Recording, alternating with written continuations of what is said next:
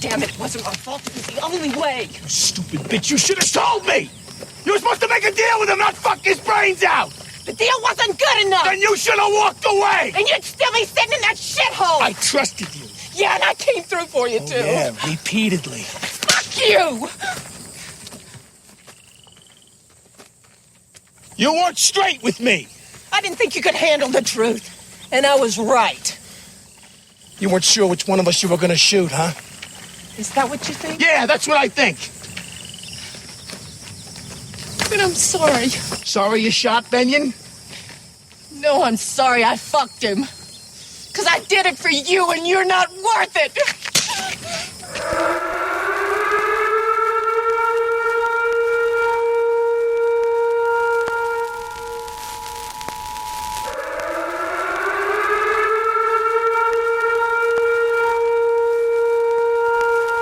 This is the emergency podcast system. This is not a test. Movies are bombing all over the country. They are posing as movies you already know. They may already be in your theaters, your neighbor's home, or even your own. Do not panic. Specialists have been dispatched. They will help you identify these pretenders and defend you against this invasion of the remake. Please stand by for further instructions. Welcome to the Invasion of the Remake podcast. I am your host, Jason Bishop, and with me today as always... Wait, is he trying to get away? No, it's Sam. I'm in the passenger seat riding shotgun. Yeah, today we're going to be talking about The Getaway, and a lot of people remember the remake from 94, but when I was telling people I was recording this, almost nobody remembered the 72.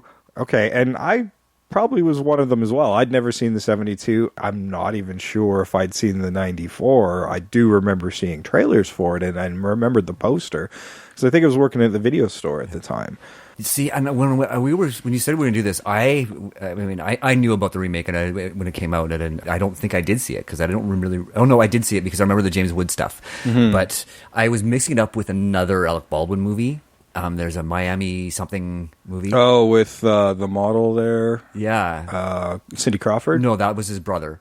Oh, okay. I think it's confusing. But yeah, no, he played another small-time criminal. One of the shitty Baldwins. Yes. Well, I mean, actually, they were all pretty decent actors. Yeah. Daniel's probably the most emotionless of them, but he's really played that to good effect. Yeah. But yeah, I just remember because I remember the scene where Alec Baldwin gets his finger cut off, but that was from the other movie. Right. Because they both came out very close together, and I got them a little bit confused. But after watching the original, I'm like, oh yeah, no, I remember seeing the remake as well. Especially, I didn't remember it really well, and I was pleasantly surprised, actually. I don't know how I felt about... I'm still kind of digesting it, because I watched these in quick succession, but 94 was fine. Like, it certainly doesn't have the same rating as the Sam Peckinpah movie. And nor should it. I really enjoyed the Peckinpah. Oh, so did I. There's no question. I think that Peckinpah's version is, like the original version, is a better film, but the remake was more entertaining. It's certainly got a hell of a cast. It does, and the pacing was just enough. Like they did enough changes and enough pacing changes to speed it up. Yeah, like only by about 10 minutes. Well, to make room for the kind of how he got into the cold heist, open, the opening heist that gets him into jail in the first place, which winds up being one of my most pet peeve plot holes through the entire movie. I was just like, fuck. So your plan is to flee back to the country that you have spent time in jail in the Mexican prisons. Yeah, that was a really circular plot hole for sure. Yeah, it might have been a longer trip, but maybe I would have gone to Canada. There were a few things in there where they kept stuff from the original movie that they probably shouldn't have. And we'll get to that when we talked a little bit more in depth. They kept a lot because there's entire hunks of that script. I mean, once you get past that opening heist, it damn near turns into an identical movie. I mean, it's a more straightforward Hollywood shot movie, and there's certainly some changes along the way, but they're fairly minor. There are scenes that are straight up copied from the original. Yeah. Especially the garbage dump scene, and that's what I really want to talk about that one again when we get a little bit deeper. Yeah, well, and the train Thief. Yeah, That's fairly. I mean, it's handled a little slightly differently. Yeah. It's a little truncated, but it's pretty much the same scene. Yeah, pretty much, Yeah. and as it should be. I mean, they got the slap. There's pretty much all the major memorable moments from the original film are still present, which is a good way to do it. Yeah, right. I mean, they changed the dialogue in some of the scenes, but for the most part, like some of those lines are straight up from the original, verbatim, which is great, right? I mean, go ahead, right? As long as you make enough changes to make the rest of the film interesting, and I think they did that successfully. I don't think it's as solid as the I'm not original. sure. I'm not sure. I agree with you on that one. And there's it needed a little more work, but I think that as far as remakes go, it is an admirable attempt. How about that? Okay, yeah, I'll give you that. I think I certainly rate it higher than some of the other ratings here. The original film's got a 7.5 out of 10 on IMDb and an 85% critic score on Rotten Tomatoes with an 82% audience score. It's rated very high, as it should be. I think I don't conceive this as one of the more memorable Peck and Paw movies. Like, it's not like... There aren't very many. I didn't realize how few movies he'd actually made. Yeah. I mean, when you think Peck and Paw, the first thing you think is Wild Bunch, yes. right? Ironically, this movie doesn't seem to have the signature Peck and Paw violence that you would think. It's violent, and I had read that the ratings board regretted giving it a PG, and at the time, the next step up would have been an R. Yeah. And it wasn't there. It was certainly... more, I think the remake had more of the violence because they were like, well, we're remaking a Peck and Paw. Let's put the signature violence from a Peck and Paw movie in this. Oh, for sure. It's a really subtle film, especially for a Peck and Paw film when you really think about it. Because, I mean, and I think this is where the remake lost it, is the original movie isn't about the getaway. It's about their relationship. Yeah. Well, yeah. And I think they certainly... hammer that home a lot more, I think, in the remake, where they... But it's sloppy. Well, yeah, because they heavy-handed. They do. It's heavy-handed, and they make you more aware of it. There's so much subtlety to the Peck and Paw that I appreciate, and especially that opening jail stuff. It happens through at least halfway through the film, where major scenes will kind of jump back and forth. Yes. Which I kind of appreciated, and with not a lot of dialogue. Like, he lets scenes linger and let the emotions happen through the actors and through the environment and the subtle music cues. Exactly, and I think that's... It's a very 70s way of doing things. Oh, for sure. And I mean, it has that 70s length, too. Oh, my God. But the only part of the movie I didn't enjoy, like, I enjoyed what he was saying in the montage at the beginning, but it was agonizing because it was long, and there were those weird freeze frames. I didn't feel that way. I was kind of, from the filmmaker in me, was like, ooh, this is really interesting. I mean, it's a very signature 70s type of thing to do, which normally I don't like. But for some reason, my headspace was right there for it. And I'm like, oh, this is interesting. I'm not sure it always worked. And it's weird that it just kind of goes away midway. Exactly. I think that's part of it. But yeah, the freezes were... I think it was the freezes that sort of threw me off a little bit. I'm like, why is it freeze framing? And I guess I'm not a filmmaker. I'm a film fan. And as a viewer... And again, maybe it was a frame of mind. Maybe I honestly, I think it was budget. They only had a certain scenes they could do because they were shooting in a real fucking prison in that opening stuff. So, you know, they probably were there for a day. They need this scene to play out a little longer, so we freeze frame. Because they couldn't go back and get more. Probably didn't want to. Yeah, I mean, it being a real prison and all. And wow, one thing I noticed. In fact, the warden that refuses his parole was he wasn't the real warden, but that's what he did for a living. He was a prison official. So he was everything that came out of his mouth sounded very official because lots of times. Exactly.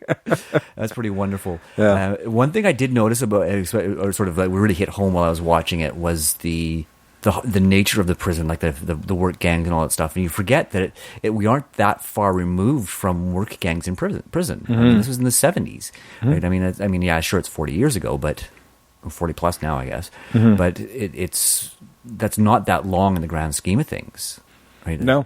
And he does a lot of prison movies. I didn't realize it because you've got Papillon, Great Escape, this. He spent a lot of time in prison, Steve McQueen.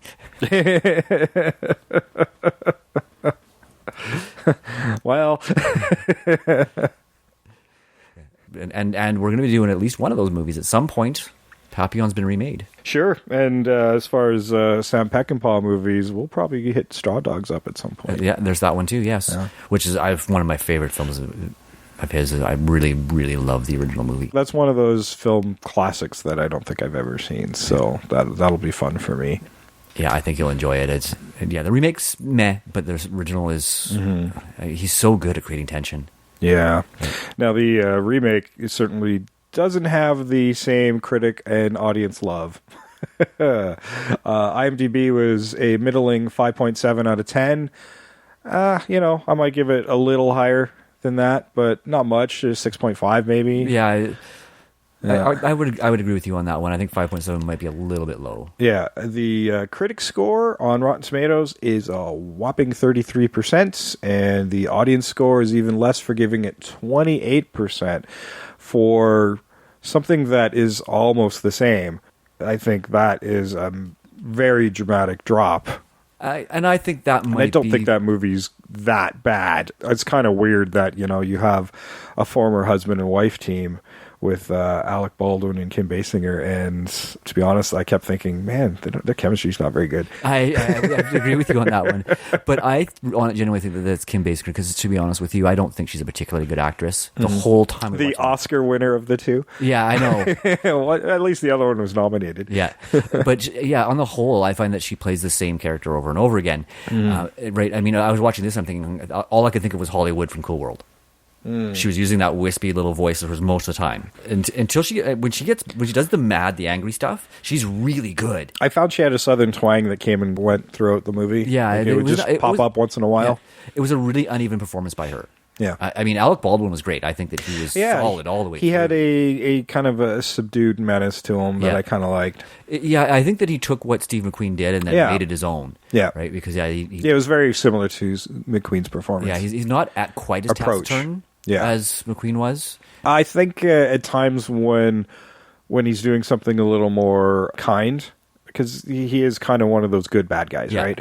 I think Alec's actually a little more convincing at that. He was, and I think that Alec Baldwin brought that undertone of violence that Steve McQueen doesn't have. Mm-hmm. McQueen has a menace, but Baldwin brought a sense of violence. Like, he was very capable of being violent when he needed to be. And it felt genuine, whereas when McQueen became violent, it felt a little out of character, because you kind of got the impression that he was not an advocate of violence. And there's even a line in the movie where she calls him soft.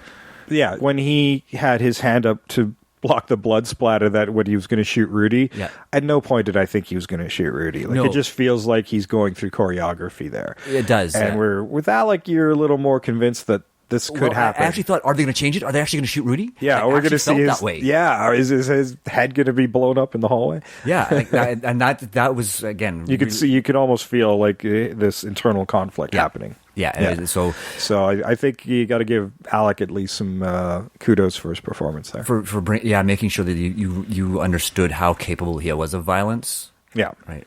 Whereas it's something that he didn't think about, he just did it for the most part. Whereas with McQueen, it was one of those things he'd prefer not to, but he will if he has to. Mm-hmm.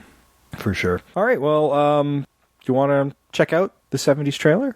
Oh, it's the 70s trailer? Yes. It's the 70s trailer. It's funny, because when we get to the 94, it feels very similar. They even took a 70s turn to it as well. Nice. All right, here is the 1972 The Getaway. Carter McCoy. 1 to 10 years sentence for armed robbery. First offense in the state of Texas. Wanted by the state of Ohio for assault with a deadly weapon and armed robbery.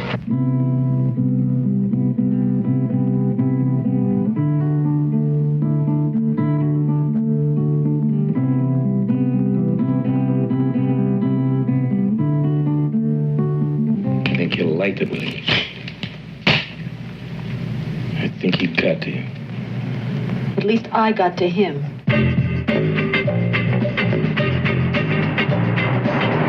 Hang you.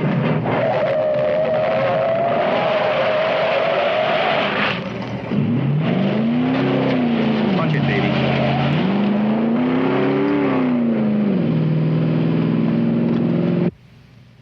In a hurry, Benyon. You still don't get the picture, do you? And I've always heard what a smart-ass operator you was. That's a walk-in bank, man. A piece of cake. You don't have to be Dillinger for that one.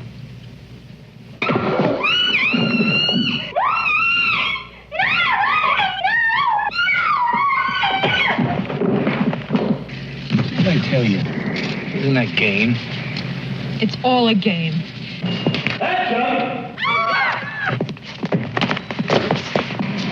Mr. President, out.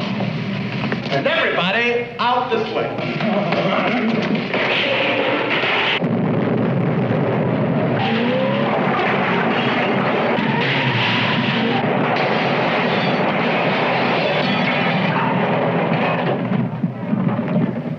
Shit.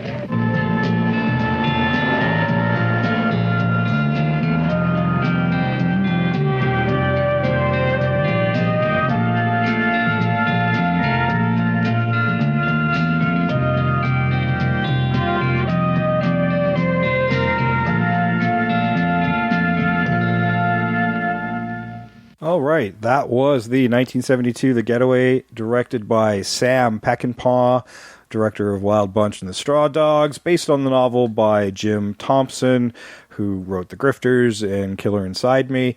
He was actually initially had done a draft for the film, but I think it was Steve McQueen who wound up going, hey, yeah, let's bring in my friend Walter Hill. And Walter Hill, famous for scripting The Warriors in 48 Hours. Yes. Yeah. Budgeted at about $3.4 million and grossed $58.8 million worldwide. So pretty big success for a 72 movie, which I can see why they eyed a remake of this. Oh, for sure. It's a pretty standard story that's told really well. Yeah, it's a classic road movie. It is, and just again, I would go back to the subtlety of this movie because, I mean, it's not about anything but those two. Yeah, right? You know, when they plan that, like the heist and stuff are given the least amount of time. It's the travel to and from. There's a drop point that they have to travel to near the border. That they're going to split the money there, but things go awry a lot earlier in the movie. But that's still where the IDs and everything else are being arranged for. So he still has to make his way there, regardless of the backstabbing that happens after the heist. Yes. All that is the catalyst to the story. Yep. Well, no, the catalyst actually starts earlier. Yeah, no, the catalyst starts while he's in jail. Yeah. Yeah, because he tells his wife to go to this guy. Yeah, he's been in jail for Doc McCoy, Steve McQueen, has been in jail for 4 years. And at the beginning of the film, we are seeing his parole hearing. And it looks like he's going to get it, and then it turns around right at the last minute, and they're like, nope, you're not getting it. Yeah, and he's kind of had enough and tells his wife to, like, okay, there's an influential man. He knows who I am. His name's Benyon.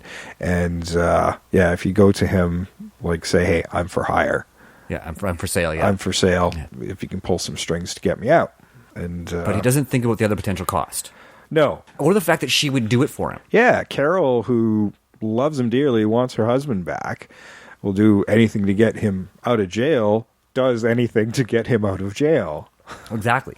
I love the way that they did modify that a little bit in the remake, and we'll get to that when we get to the movie. But I actually preferred it in Peckinpah's movie because they allude to the fact that may have happened, but you don't know for almost halfway through the movie. Like, there's little hints and subtleties. There's things she says that he kind of raises an eyebrow at, and we don't really know until after the heist when he's going to make the drop.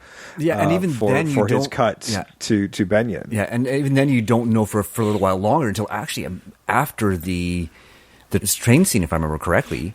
I don't think he actually says anything about it. Yeah. Right. Well, by that point, he's been, it's one of those, do I believe Benyon things? But I probably do because my wife shot him for it. Yeah.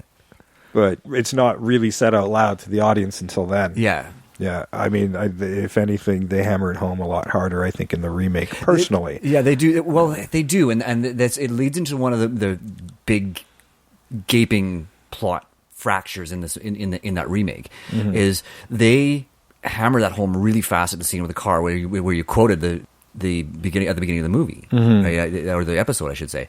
Whereas I did it for you and you're not fucking worth it. Yeah. Right. That's like early on in the movie. Yeah, I like that they did make her a little stronger because there's a really kind of disturbing slapping sequence there. There is, and there's some. It's an unscripted one too. Is it? They just went with it, eh? It was, Steve McQueen did it and to get that startled reaction. So that look on Ali MacGraw's face is genuine. It's like, what the hell? Yeah, and I can see that. She needed a little help with the acting. I find that Ali MacGraw was, and you can see why. There are times she's really good. There are. I talked about Kim Basinger being uneven. Yeah. So was Ali MacGraw. Yeah. Because there were times where I'm like, are you even in the same movie? Yeah, there's sometimes I felt like she's sleepwalking. But, I mean, your director's an alcoholic. Your co-star's an alcoholic. I mean, there are probably some good party days on that set. There probably, yeah. And I think it's interesting that Steve McQueen and Ali MacGraw were a couple and Kim Basinger and Alec Baldwin were a couple when they made these movies. Well, that's the thing. Actually, they weren't. Ali MacGraw was married to somebody else and was hesitant to do this movie because of her attraction to him, and that wound up becoming an affair. I see. And okay. she wound up leaving her husband. I didn't realize that they weren't a couple when they made this movie. They would. They became one after. Okay. Yeah. She would later become Steve McQueen's second wife, I do believe. I believe so. Yeah. Yeah. She was a little worried that might become a very public affair, but didn't happen. At least I don't know. I was before my time. Well, I was 2. I was germinating, maybe, depending on when this opened. I was in a womb with a view. There we go. Terrible, I know. This movie stars Steve McQueen. We've talked about him a couple times before. Yes, we have. Way back in episode 19. Da Blob. And episode 105. The Magnificent Seven. Such a good movie. I always love doing the Westerns. They're a lot of fun. Ali MacGraw, we've never talked about before. She was in a couple movies like Love Story. And actually, she had a long-running role on Dynasty, if you were one of those late-night soap watchers back in the 80s. She played the wife, Carol McCoy. Ben Johnson was Jack Benyon. Of course, he was in the Wild Bunch. Yeah, we've never talked about him before. Yeah, I'm surprised he hasn't come up yet. He's got a big body of work. Yeah. Sally Struthers, you may remember from Eating All the Food in Africa or All in the Family. And Gilmore Girls. She was in that, too. Yeah. A very different character. I was stunned by her performance in this. I was, too. This was, I think, just before All in the Family. Yes. Yeah. Yeah, she's still small and cute, and the fact that this was way different than what we would later see her get kind of typecast as because of All in the Family, this kind of innocent daughter type of character. But she kind of was at the beginning, but this was a very surprising role for her. Al Lettieri, that guy who played Rudy, he was in The Godfather, man. I know, yes. And the cowboy was, at the end of the movie, was Slim Pickens. You might remember him from Blazing Saddles and Dr. Strangelove. Yes. I didn't realize how far back he'd been working. He'd been working since the 40s. Oh, yeah. He's been around a long time. No, it was pretty cool to see him. I always got him, the Slim Pickens, I always thought he was that guy, he was in the Westerns, the cook. Yeah. And he did do a lot of Westerns early in his career. Yeah. But I think I was getting confused with somebody else, but what a strange stage name. Yes. Richard Bright, who's also in the 3 Godfathers, he was they originally wanted him, at least he's a buddy of Steve McQueen's, and Steve originally wanted him for Rudy, but he's just not that tall, menacing guy. So he got that thief role at the train station, which, a smaller role, but I think worked to quite good effect. I think better in the original. Oh, for sure, yeah. Yeah. It, again, created more tension. Yeah. Jack Dodson was Harold. Dub Taylor was Laughlin at the hotel. People might remember Dub Taylor from the movie version of Maverick and Bonnie and Clyde. Bo Hopkins. Oh, you missed it. I did? You did. He was in Used Cars, episode 12. Oh, my God. Look at that. Sam did his research. I did, too. I spent, because we were we're doing a couple of movies back to back this weekend, so I was researching like 3 different movies, and all these actors had like huge fucking resumes, and trying to trudge through them. It was an entire evening. Yeah, it was a lot of work. But. Yeah, but yeah, I did miss that one. Good for you. Bo Hopkins was Frank Jackson, and he was in American Graffiti, also in The Wild Bunch, and Calgarian Roy Jensen was Cully. I don't even remember Cully, but I wanted to mention him because he's a Calgary boy, just like us. And he's also connected to another episode. I missed that too, but he was in Chinatown, Soylent Green, and what was the connection? Paint Your Wagon, episode 73. God damn it. Wow, Sam is winning today. Sam's on a roll. Nice. Yeah, and I'm going to bring it up now because it's on my mind and I'll forget later, there's a connection to Paint Your Wagon in the remake, too. There is. That one I caught. Okay. So I think it's interesting that I think this might be the first time ever where we've had an original and a remake where there's a connection to another episode from each movie. Yeah, that's true. Weird little stats that nobody gives a shit about but us. Yes. Just go listen to the damn episodes. That's right. That's why we do it. We just wanted to let you know we've done it. Yeah. That's really part of it. And it's fun. It's actually fun to sort of see all these names recur for us too, right? It's these people who have such huge resumes, and that's the thing about doing 70s movies. Whenever we do one of these 70s movies or 60s, it's like, wow, the bodies of work are just huge. Yeah, because you got some guys that are stretching back into the 30s, golden 40s. age of cinema, and can go into the 80s, 90s, and even into the 2000s. Yeah. The funny thing is, and because I was actually paying attention, one of the actors in the remake probably actually has the biggest body of work. Mm-hmm. Like 267 films. This guy does not turn down a role. And I'll bring it up again when we mention him in the remake. Would he have been in a Tarantino movie? A couple of them, maybe. This guy just says yes. Yeah, I was looking at him like, good Lord, look at all the garbage. Yeah.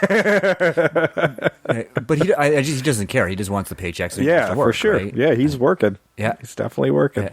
And you know what? He still has the same hair. Yeah, he's such a good actor, though. And he's really one of those actors who... When he decides to show up and actually do the acting. Yeah. Some days it just feels like he's phoning it in. And it's usually the shitty movies, but where it's just like, I said yes, I didn't say I was going to give you... Yeah, I am here so you can get distribution. Yeah. Right, because he should be getting more feature films, like bigger roles in bigger films. He's always going to be a supporting actor, but wow. It's just amazing how many movies he's made. And we're not going to say his name yet. No, we'll get there. Okay, back on track with the 72 here.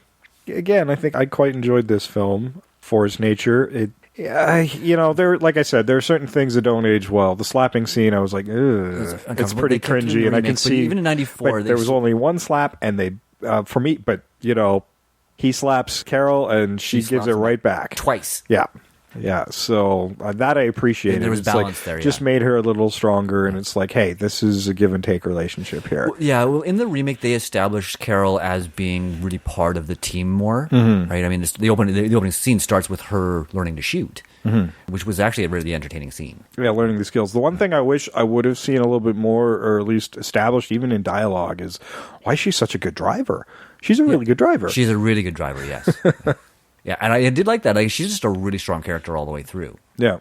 She's not afraid to say things to him that Carol in the original wouldn't have said. Right? She's much more submissive in the original. One of the other things that bothered me about the original... Yeah, not as submissive as Harold. Yes. Harold, oh my God. We'll talk about Harold lots, I'm sure. Is in the original, and this was actually one of the things that made it a little bit of a harder watch for me, is how many times he exposes himself in public. He knows he's wanted. His picture's out there all over the place. And he's sitting there on bus benches next to people, and he's walking into restaurants and walking into stores and buying things. I was a little baffled that why was he doing all of this stuff when, especially a lot of things that she could have been doing. Exactly, and that's even when she's doing them, he's still sitting out there with his face exposed. Yeah, even in the remake, they're like that too, and I'm like, well, they're not looking for her; they're looking for you. Yeah, right. I mean, the diner scene, the drive-in scene is like, oh man, you lean forward and show her your face and order. Yeah. That was clumsy because he was just trying to set up a chase scene. Yeah. Right, like that really felt forced, and it's one of the few flaws in the original film. Is I wish when he was on his way out, he would have grabbed at least the bacon. yeah, I'm like, you just paid for it. Don't leave the bacon. But that was it. They could have just left. He still dropped bills for the meal they didn't eat. yeah, and that shows to his character. It's like Yeah. he's like, I'm a thief, but I'm not a thief. Yeah. Well, even when in the remake there, when he was buying the guns, and I don't remember if he did it in the original film, but even though he drawed on the guy to take the shotgun, he still dropped some money on He paid table. for it, and even when they left the diner, Mm-hmm. when they were sitting in the diner, which was almost a straight homage to the drive-in scene. He left money. Yeah. Right. So yeah, it shows to his character is that he's a professional thief. He's not a petty thief. Yeah. And that's the thing. The remake there makes minor changes to settings.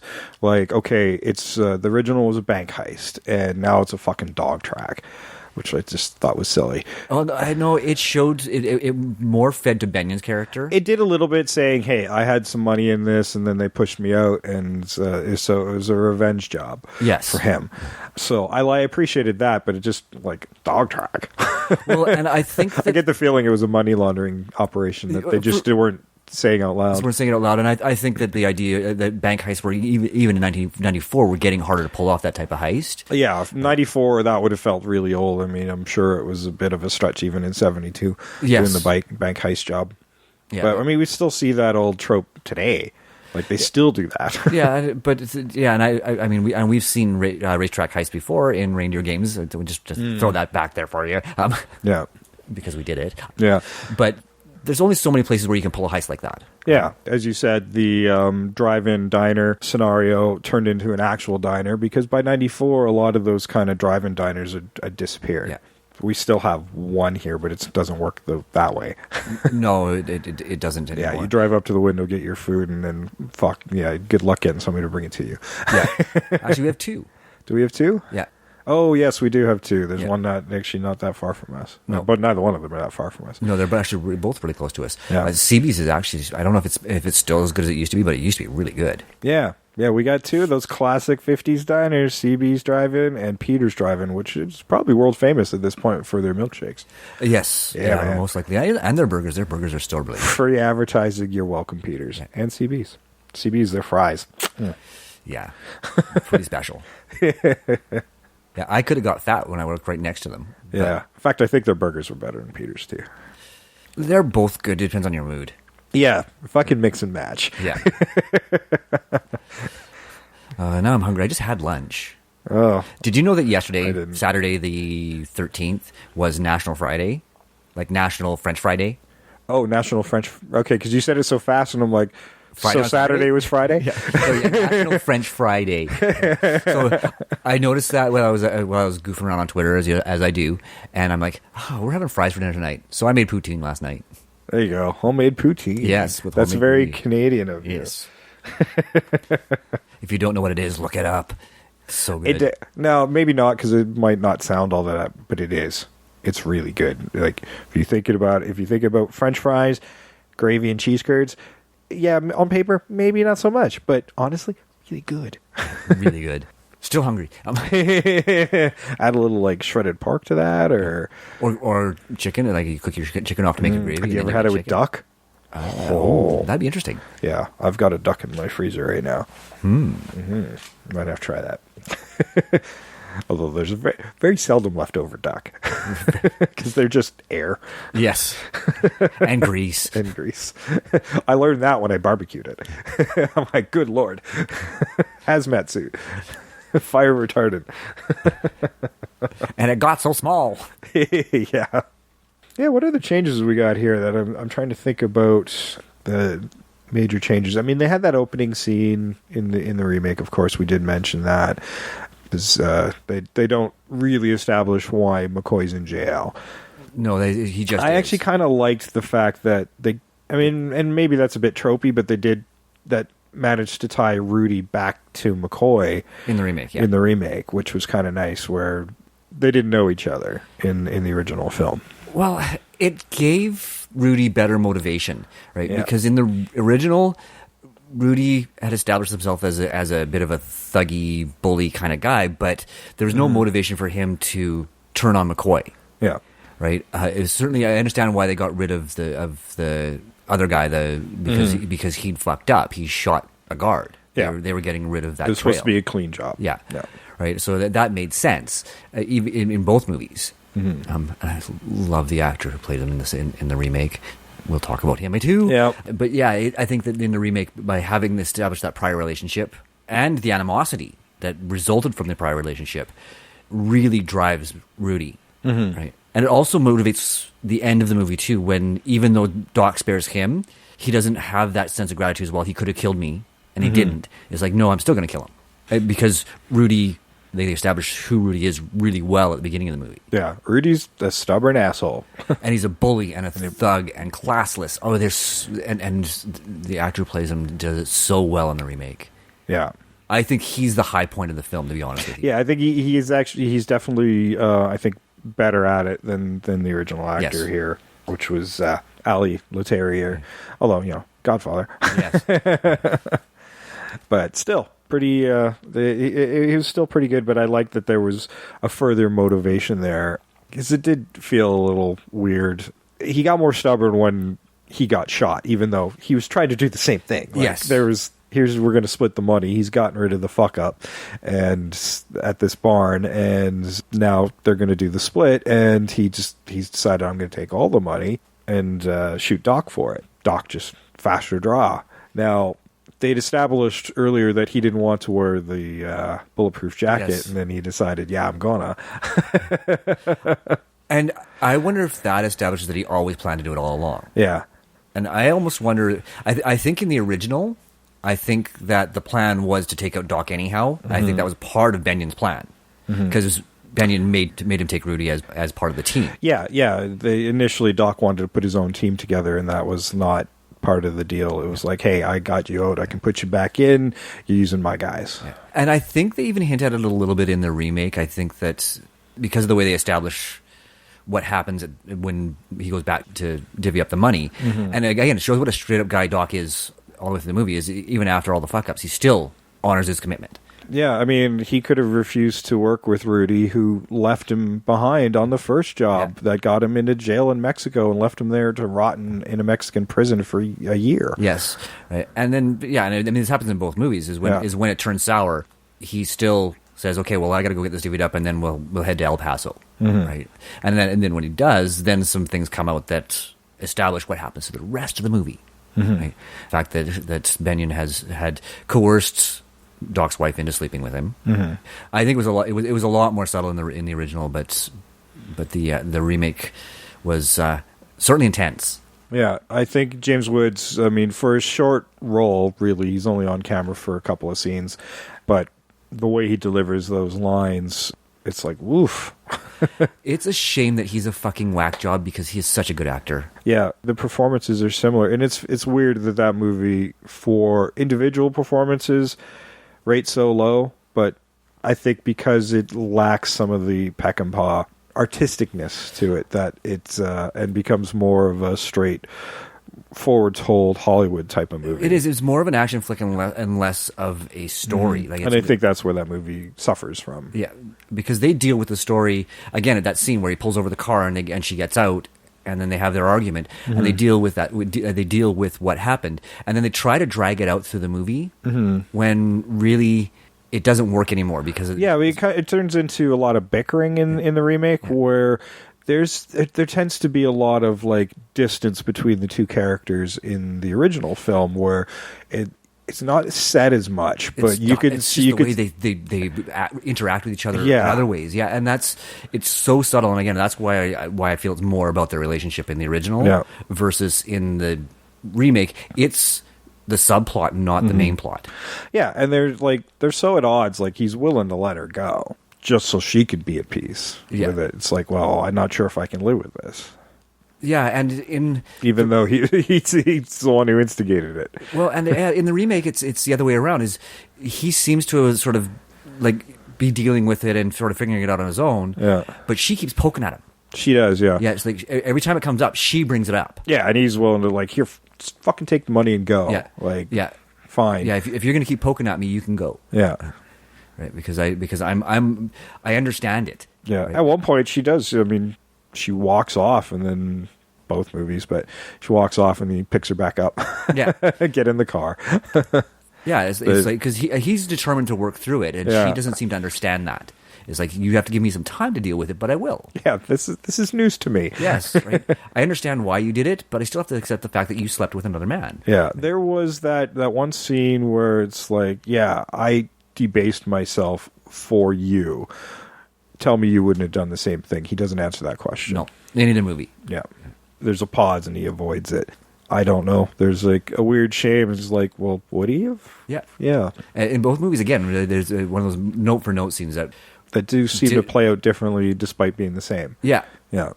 And again, it's performance and direction, and the way they handle it earlier on in the movie. Because the thing about the remake, and this is one of the things that did bug me, is the fact that they had that blowout really early on. Like, almost as soon as they leave the scene when they kill Benyon, or when she kills Benyon. Whereas in the remake, there's like a passage of time where you sort of see him getting angry and angry at her, but you're still not really sure what's happening. So it builds that tension slowly, right up to the train scene when he's already angry with her, and then she fucks up by doing what she does with letting somebody else handle the bag and the locker, and therefore losing the money for a period of time. There's that question as well, is he going to come back? Because she knows that he knows and he's mad, and there's just builds so, and that's why they drag out that train scene so long in the original, is to create that same sense of tension is for her, right? You want to feel for her. She's sitting there, and she's sitting there, and she's sitting there, and she's sitting there. In the remake, it's just like, he gets the money, he gets off the train, boom, he's back, right? There's no sense of time passing, really. Right? There's a scene in the remake that I think is actually a little more effective in the remake, when the soldier, the vet, was coming home and is chatting her up while he's off doing something else. Yeah. And he comes back to like, okay, let's grab the bag, and sees this dude chatting her up. Yeah. Oh, yeah. It works so well. Like, I was actually uncomfortable watching the remake. Yeah, because after learning what she's already done, and then now somebody's chatting her up, he's thinking the opposite, right? He's thinking, here we go again. Yeah. I don't think it plays out as well in the original, but I think it's very effective in the remake. It is one of those scenes that they did do better in the remake, I think, yes. And again, I think the only reason that scene works so well is because of the way it blew up earlier in the movie. So that's the catch-22, is do you build that tension throughout the whole movie, or do you use that blow-up to create one really great tense scene? Right, and that's that balance, and that's the director's choices. Yeah, right? And I think that's what it. I mean, that scene really informs the next one when they learn the bag's gone, and he goes after, and he winds up being on the train. Peckinpah plays with us, like, where we're like, oh, he couldn't find the guy. He actually gets off the train, and the next thing we know, he's back on the train. It's like, oh wait, there were scratches on that lock. Like, things have to roll through the character's brain a little bit, where they just cut to it a lot faster in the remake. So I don't think that's as effective in the remake, but at the same time, when he comes back, it works better because we've seen that intensity between them with the reveal of what she's done, the sleeping with Benyon, and then the soldier adding up. So you can really feel that tension that he might not be coming back. It doesn't quite feel as solid in the remake. So it's weird to see how quickly certain bits are more effective in one film than the other, and vice versa. Yeah. And within just that short sequence of stuff in the train station and on the train, certain things work a lot better on one hand, and then and the other. Like, so the train stuff, I think, works better in the Peckinpah bit, but the final results of that, when he comes back with the more dramatic bits, I think works better in the remake. I'll give you that, yeah. I mean, if I could pick and choose the best little bits from both, it would be a perfect scene. Yeah. I really think that if this original or the remake had been done as a standalone movie and not there was no basis for comparison, I think it would have higher ratings. Except for, I'm going to go to it now because it's on my mind, the garbage dump scene in the remake. It does not work, right? Because they've already had enough going on that they set it up so it appears that they've resolved what's happened before, right? So for them to go back to it and basically recreate the original scene, I am totally agree with you that dump scene didn't work. And then when they actually at the dump, and then they're here we go again. Yeah. Like, it already felt it had resolved itself in an earlier scene. Yeah, and it felt like this was just to make sure they did an homage to that scene because it was such a great scene in the original. Mm-hmm. And I love the little joke they added there is I found a car for us. That was good. That was the only thing that worked really well in that scene for me. Yeah, and apparently it was like an homage to the car that you were using in the original film.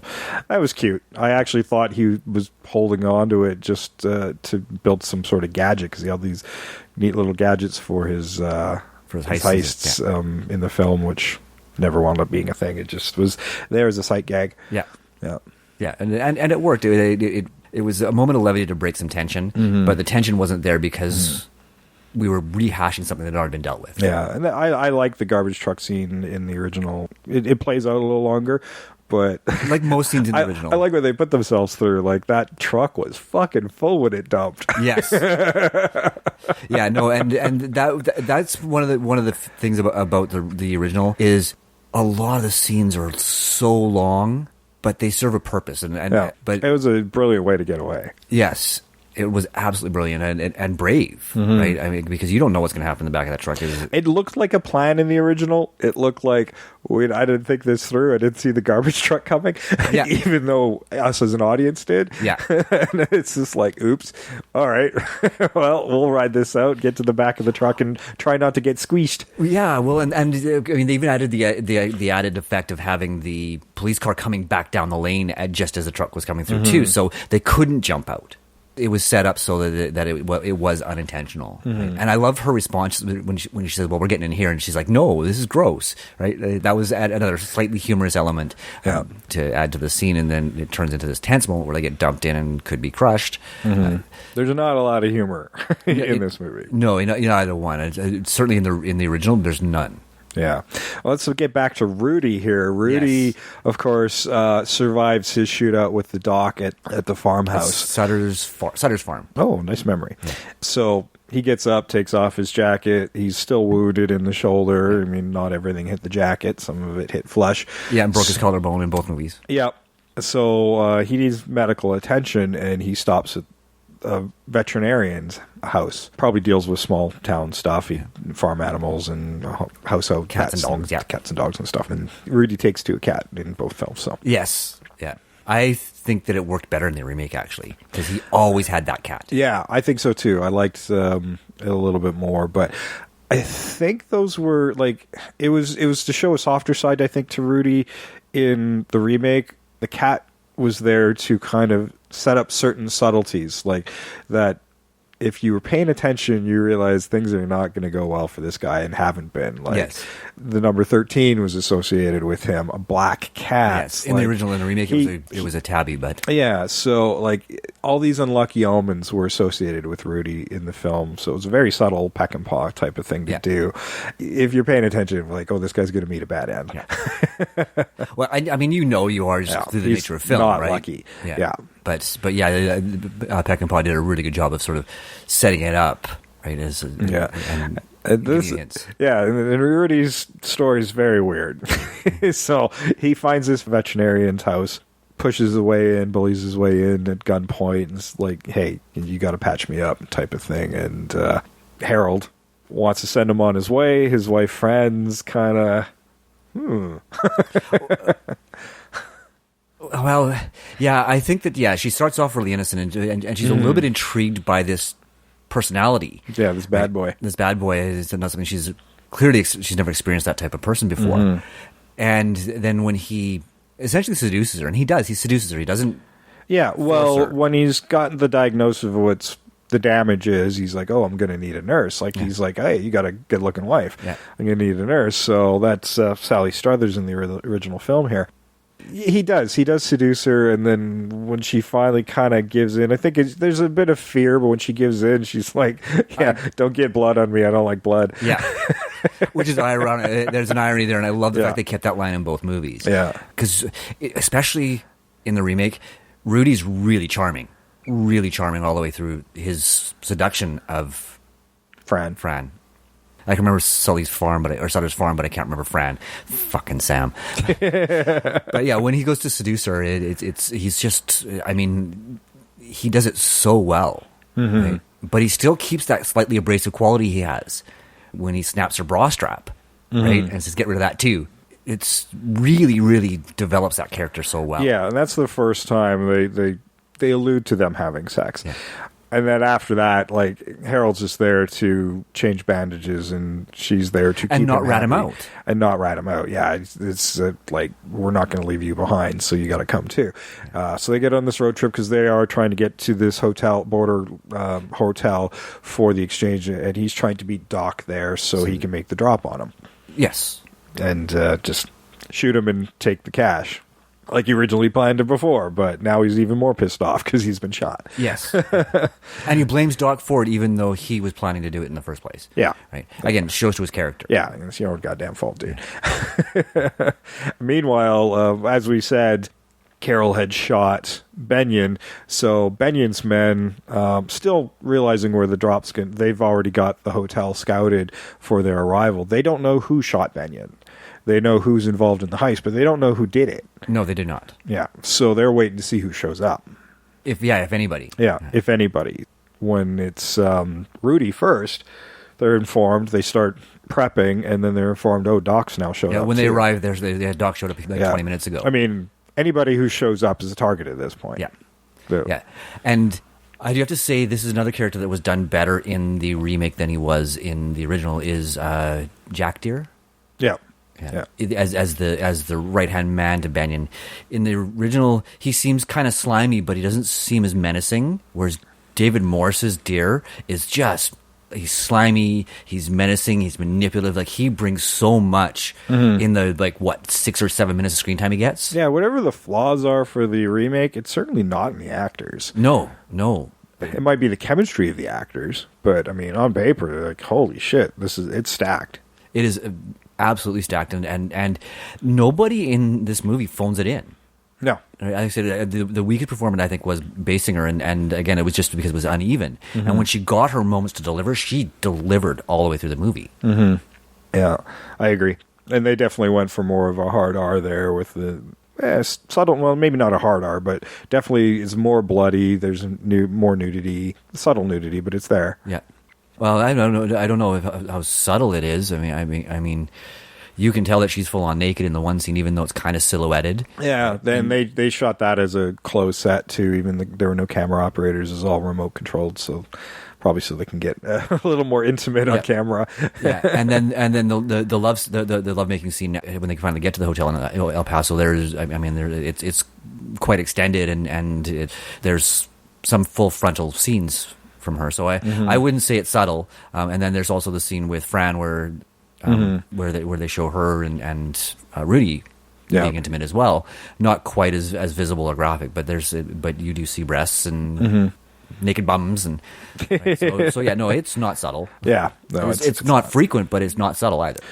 Yeah, I don't think it's gratuitous because it's still done tastefully. It tells the story. It's part of the story. Yeah, right? There's no question that everything in this movie tells part of the story. Yeah. All right. Before we run the next trailer, we should talk about the fate of poor Harold. Yeah, let's do that because his progression, and it was in both movies, was handled so well. He goes from being this sort of meek dentist to basically having his life destroyed by he's to being like cucked through this travel and winds up hanging himself and humiliated. Cucked and humiliated constantly. It's like, hey, we gotta pull over, I gotta pee. No, you can piss your pants. Chucking food at him, seeing his wife getting fucked.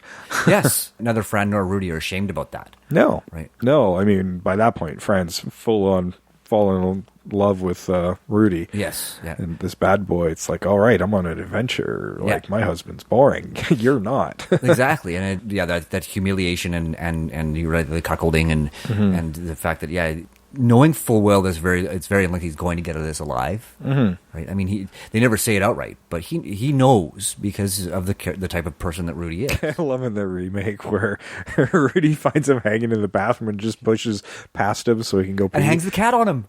Oh yeah, it puts the cat on him and crawls down.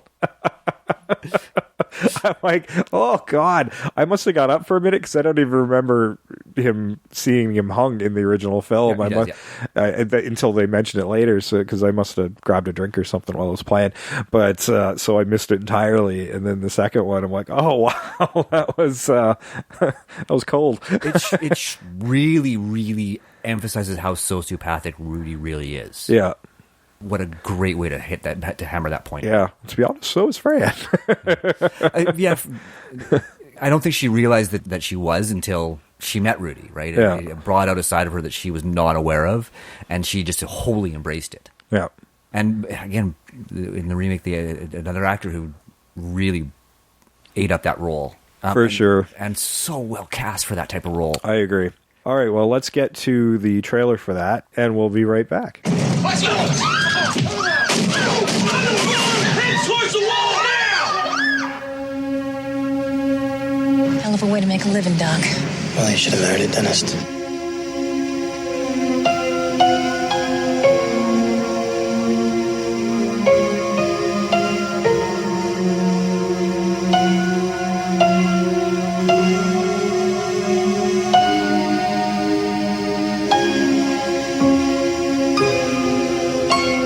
I've got a way out of this place. There's this guy that works out of Phoenix. His name's Jack Benyon, and he's planning something very big. You contact him. Tell him I'm for sale. Just get me the hell out of here. Can you do that for me?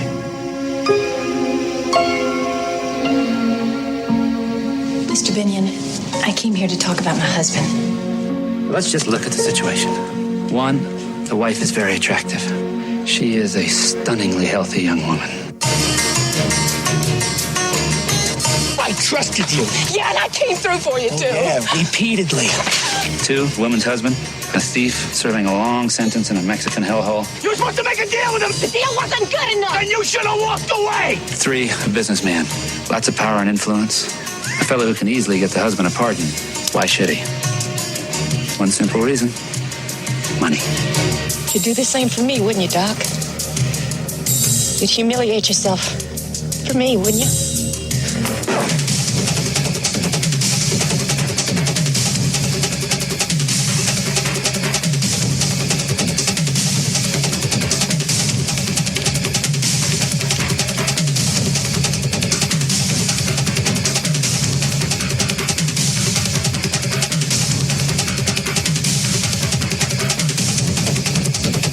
Just put down the bag, Doc. We just want money.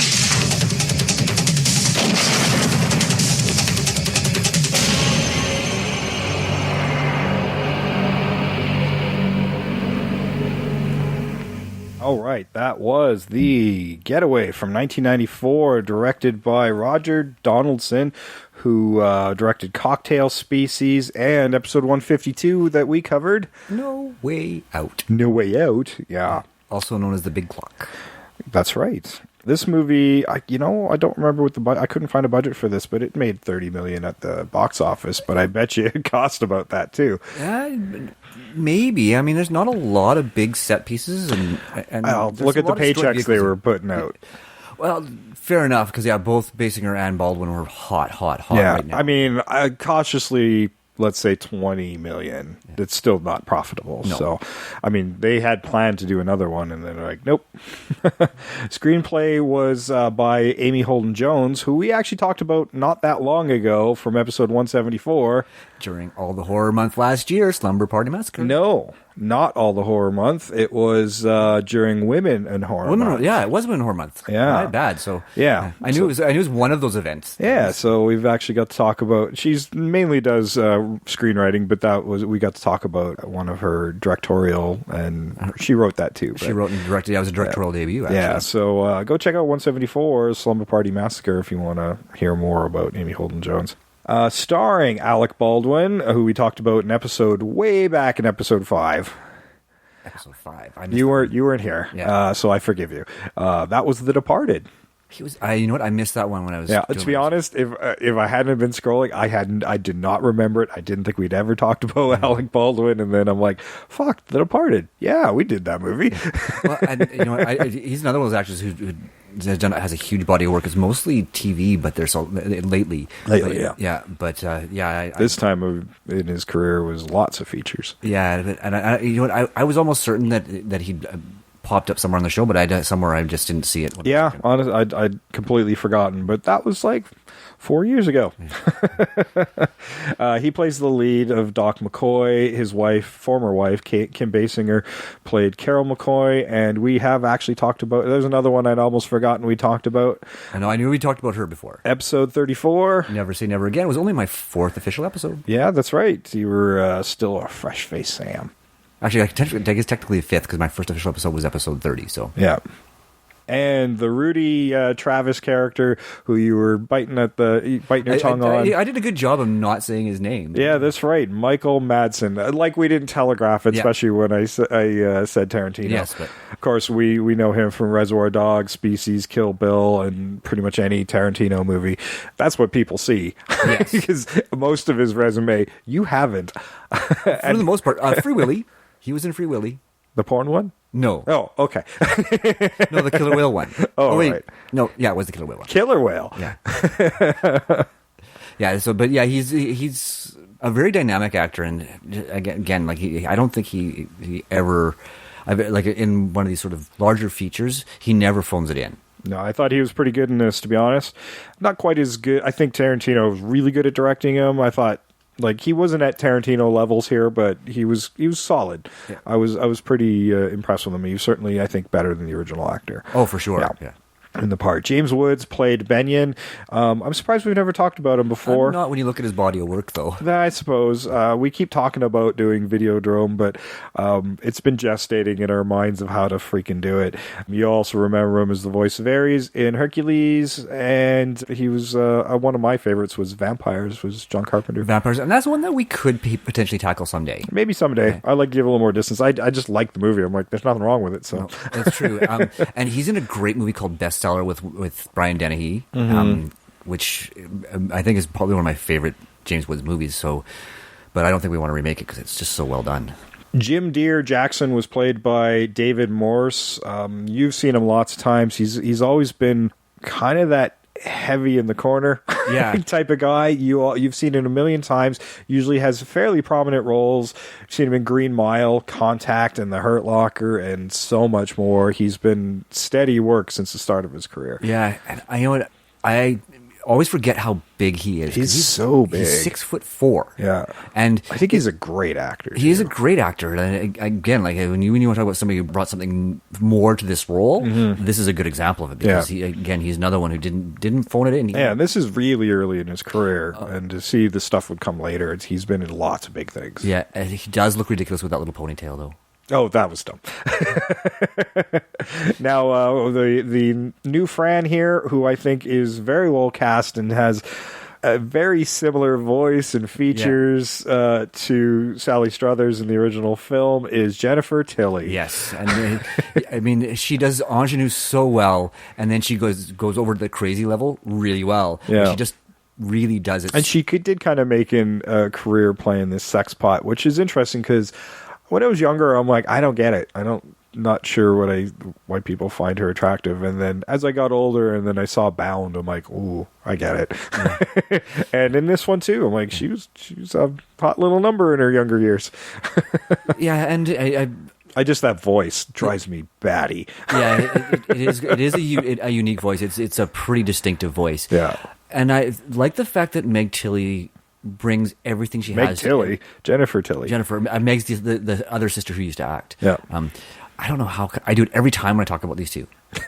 Every time, sort of Jennifer, when she brings everything to her role whenever she does a role. Her voice work in the Chucky series.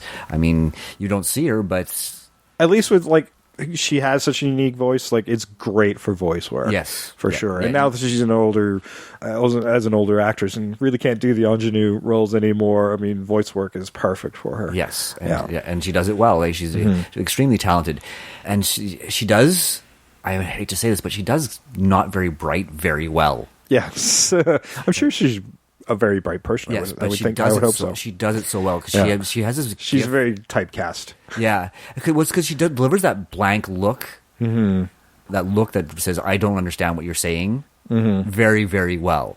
It's like, I hear what you're saying and I understand the words, but it doesn't make sense to me. Yeah, I understand that's English, but the words have no meaning together. Yes, and she does it brilliantly. Yeah, for sure.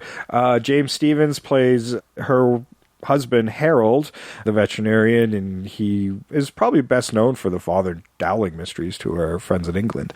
That seems to be his biggest resume of stuff. Richard Farnsworth played Slim, and there's our connection back to Paint Your Wagon from episode 73. I like the fact that they called him Slim in the remake as a nod to Slim Pickens from the original. Instead of Cowboy, to actually give him a name.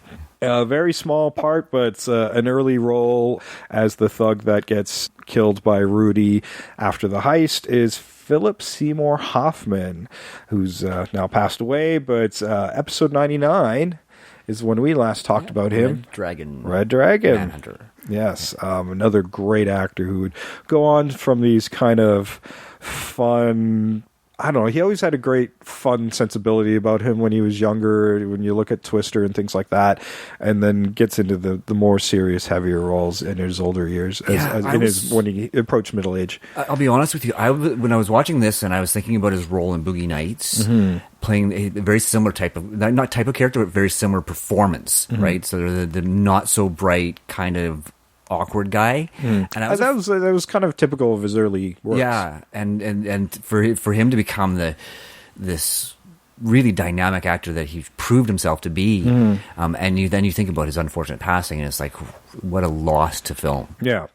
And then of course Burton Gilliam, who played Golly, was also in Blazing Saddles. But yeah, you look at this, like, it was a lot of early work from some prominent actors. I mean, like Alec and Kim Basinger and Madsen and James Woods had been around the block a lot by this point, but there's still some really, like, David Morse was still really early in his career, so was Jennifer Tilly and Philip Seymour Hoffman, and they were really giving it. I mean, sometimes these individual performances stand out as something good, whereas in the full body of work, it's this great performance in something that's meh.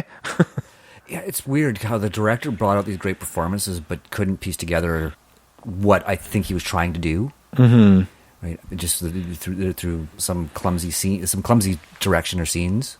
Yeah, through some clumsy direction and some really awkwardly written scenes, because the performances were really solid. Some of the chemistry was a little awkward. I think that was part of it, but the chemistry between Madsen and Tilly was excellent, which is funny because they weren't a couple, whereas with, at least I don't think they were. I've already misspoken that once. I'm not going to do it again.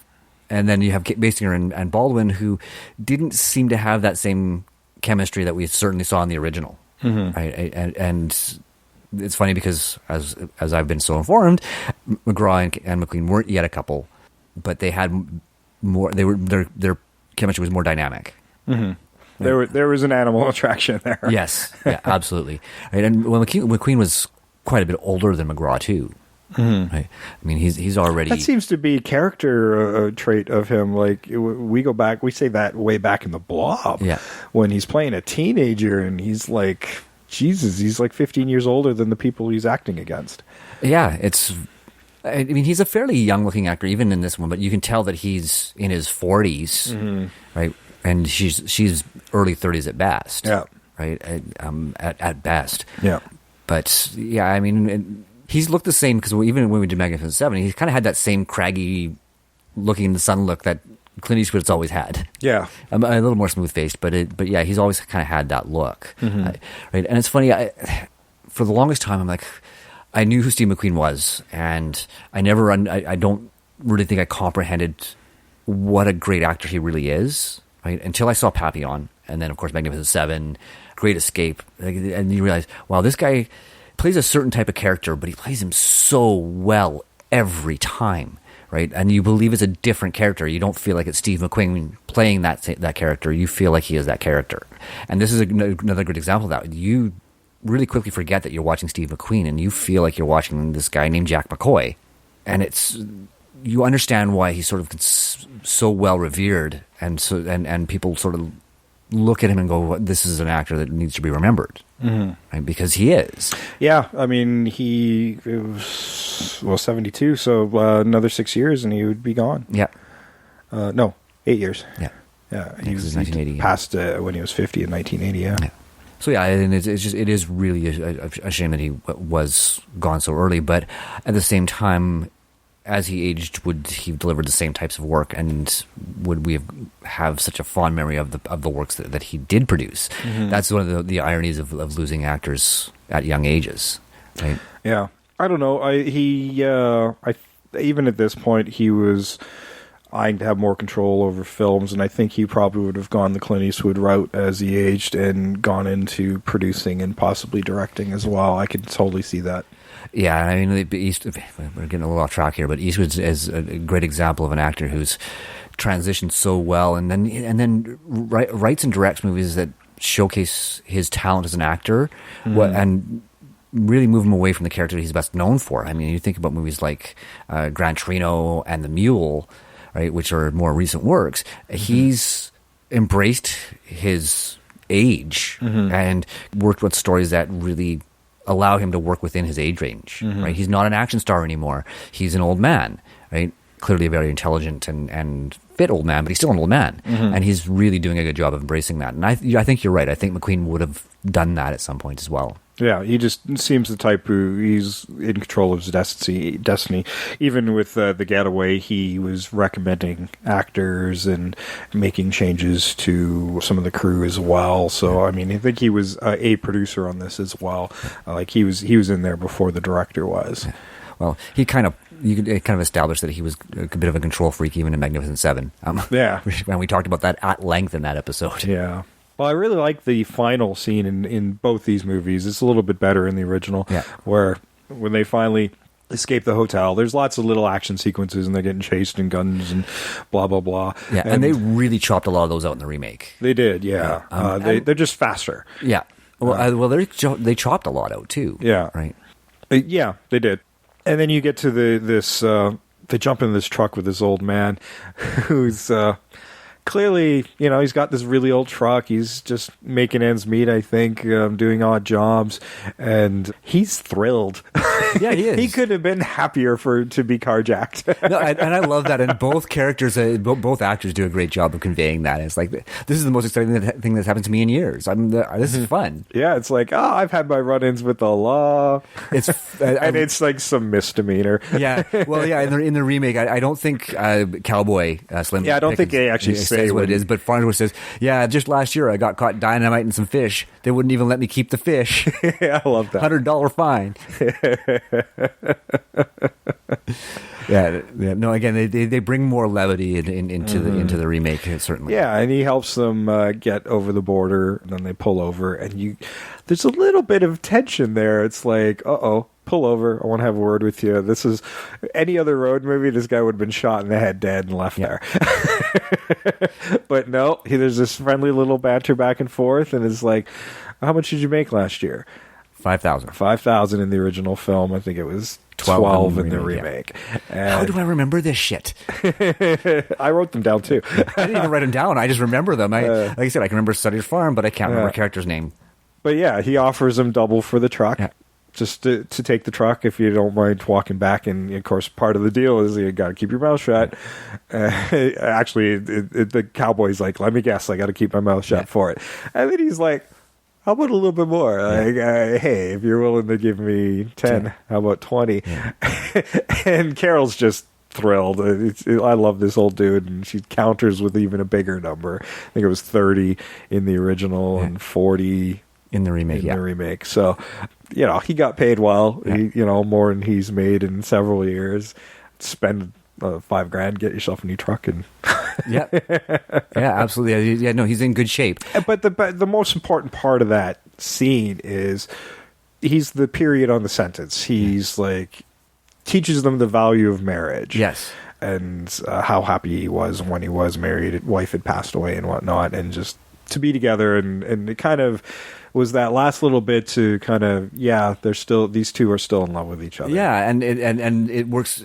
That part works really well in the original, just simply because you follow them on this journey, and you've been more involved in their relationship in the original. In the second, you're involved, but not in the same way.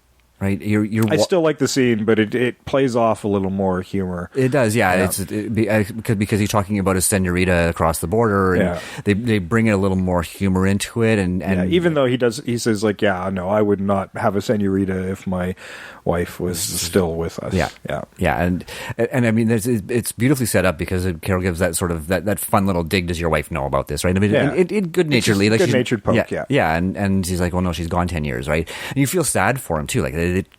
It's handled differently, but there's that you actually feel that moment of sadness when he says, "No, she's been gone 10 years," right? And then he goes into his discussion, his dialogue about marriage and the sanctity of it, and how important it is for people to ultimately cherish their relationships. Ultimately, I think he's the character I care about the most in the remake.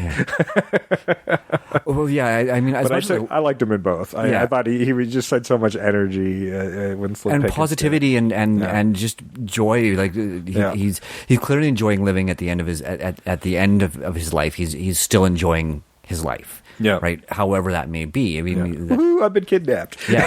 Exactly. Yeah. It's like, hey, this is an adventure, like you said, and I mean, he makes a living collecting junk. He makes a living. I mean, and I mean, when they jump in, like he's not entirely upset about it at all. He's like, "You're not going to kill me, are you?" It's like, that's probably unlikely. Yeah. And I mean, the thing is, he's at that. Both characters are at that age where they should be retired. Yeah. Right. But so you'll kind of get the feeling that, I mean, one, it is America and their provisions for their seniors are not very good. Sorry, Americans. But also, I think that he does it to give himself something to do. It gives him purpose. A sense of purpose. Yeah. We're pretty maybe analyzing a very small character an awful lot, but that's how much we liked him, right? Yeah, exactly. And it's how much it says about him and in both movies. Yeah. Right? I mean, he was really important to really fine tune that hey, yeah, you know, look what you guys have been through together, and you're still together. Yeah. You know, they definitely had a lot of tension there, and they were eyeing a breakup, but ultimately that probably would have been a mistake for those characters. It would have been because they are soulmates, right? Yeah. I mean, I hate to use that term, so it's a pretty contrived, hackneyed term for the sake of this movie. They really are. Like they're supposed to be together. Yeah. Right? They complement each other very, very well. Yeah. And I think that's a great place to end it. You know, with the ending of the film and that fine point on the sentence. That's kind of what I kind of appreciated about the original movie. I'm like, all right, I liked how they wrapped that up. I mean, it might seem a little hackneyed by today's standards, but I kind of like that little schmaltz at the end of it. No, it works really well, and I think that it still plays well in the context of this particular story, right? And that's the important thing, is those sort of trite moments or contrived moments can work well if the story leading up to those moments is told well. I agree. All right, well, if you enjoyed The Getaway and all the other episodes that we do for you free every month, let us know. You can do that on our social media, at Invasion Remake on Twitter, Invasion of the Remake on Facebook and Instagram, and invasionoftheremake@gmail.com. And, of course, we'll answer your questions, your suggestions, and your comments in all those places. It's either me or Sam coming back to you, so you're talking to real live people, not some dude that has nothing to do with the show. It's us. It is, yes. And of course, tell your friends where to find the show, and while you're out there on your devices, give us a 5-star rating and a quick review to help all other people get their earballs on the show. You can find us on Apple Podcasts, Stitcher, Google Play Music, TuneIn Radio, Player FM, Blueberry, iHeartRadio, radio.com app, and so many more. You can find our links on our link tree on all our social medias. We're even on frickin' YouTube. Frickin' YouTube. Yeah, we're there too. We drop every Tuesday on all the podcast apps and every Thursday on YouTube. Yeah, and we know you're listening there. That's right. We'll keep dropping them there. Like they're not the full libraries over on YouTube, because sometimes YouTube can be a little bit problematic, and I'll just save myself a headache and yank it. But full libraries on all of the podcast providers. So go check us out. If there's an episode you can't find on YouTube, go find it on a podcast provider. Even if you don't have a smartphone, there's plenty of ways to find that on your site, computer. Just play it in your browser. Yep. Libsyn is will take you straight to our page, and Radio Public's got a page, and TuneIn and Play FM, they all have pages you can listen to. I think radio.com, we're only on the app for that, as far as I can tell, but that's fine. That's the least of them. Yes. we're just find whatever's convenient for you. If you can't find us, you're not looking. Yeah, just Google search us, Invasion of the Remake. We're like the first page and a half. Yeah, or more. Give us a listen. And thank you for listening and spreading the word to friend, foe, and pet. All right, that was the getaway. I think it's time for us to make a getaway. Let's go. All right, I've been Jason. I'm always Sam. And we are out of here.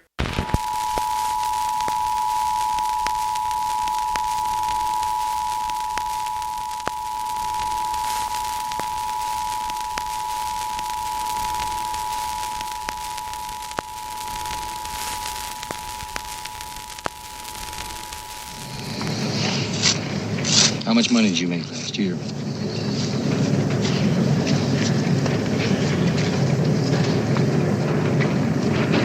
Oh, I reckon about 5,000. Suppose I'd give you 10,000 for that truck of yours. You serious? I am. And I keep my mouth shut, and I don't say nothing about the truck, and I never seen either one of the two of you. That's what I want.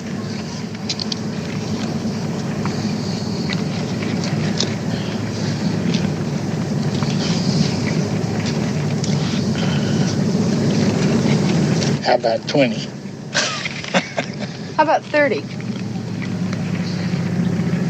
God damn, ma'am, you got a deal. Pay the man, honey.